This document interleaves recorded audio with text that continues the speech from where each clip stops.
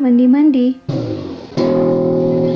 Ada 5 karakteristik kucing yang harus kalian tahu ya. Ini sumbernya dari meowingtoons.com. No, you can't open that door. You just a cat. Come here. Just stay. Come here. Oop. Ya. Okay, next. Ruin the video. Jadi ada 5 karakter kucing yang harus kalian ketahui. Yang pertama, neurotic. Yang kedua, extroverted. Ketiga, dominan. Keempat, impulsif. Dan kelima, agreeable. Nah, sifat yang pertama tadi, neurotic itu adalah sifat kucing yang selalu gelisah. Nah, contohnya kita mau pegang sedikit, mungkin dia akan memilih untuk segera cepet-cepet lari gitu. Neurotism. Yang kedua itu sifatnya adalah extraversion, outgoingness. Jadi dia lebih extrovert lah, extroverted gitu istilahnya.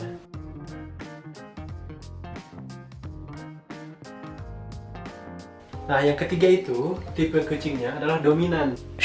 Jadi dia lebih dominan terhadap makanannya, mainannya gitu. Nah, yang keempat itu impulsiveness. Ada juga tipe kucing yang keempat tadi adalah tipe yang impulsif. Jadi impulsif itu cenderung dia melakukan sesuatu tanpa dia pikirkan akibatnya seperti apa. Dorongan untuk melakukan sebuah tindakan tanpa memikirkan konsekuensinya terlebih dahulu. Nah, kucing ini biasanya kucing-kucing yang sering loncat-loncat gitu. Ada yang loncat ke genteng. Salah satu contohnya adalah kucing yang naik ke genteng dan dia nggak bisa turun. Nah, itu contohnya impulsif. Nah, terus yang kelima, karakternya agreeableness. Nah, agreeableness ini kucing aggressive toward people. Jadi according to study, low score for agreeableness could reflect poor socialization katanya, frustasi, underlying pain and illness. Jadi kucing tipe ini adalah social butterfly of the bunch who gets along with everyone and is never short friendly meow. Now tell about your cats. One by one. Let's start with... Jadi kucing saya yang pertama ini namanya Dondis. Nah, Dondis ini sedang dalam kehamilan di generasi kehamilan yang kelima.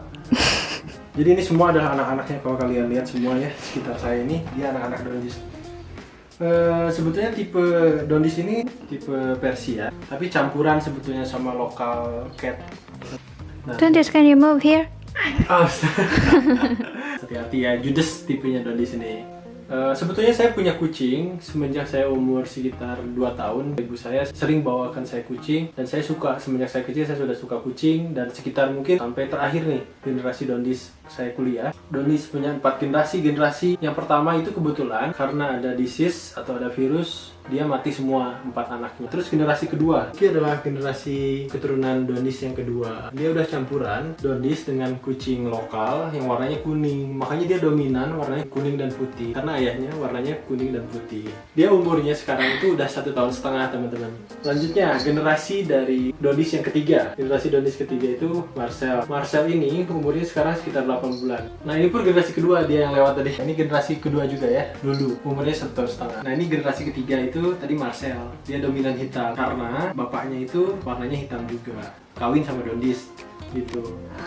Nah, terus generasi yang keempat nih teman-teman, generasi terakhir yang sekarang sudah lahir. Ini ada Aldo and Friend. Aldo and Friend.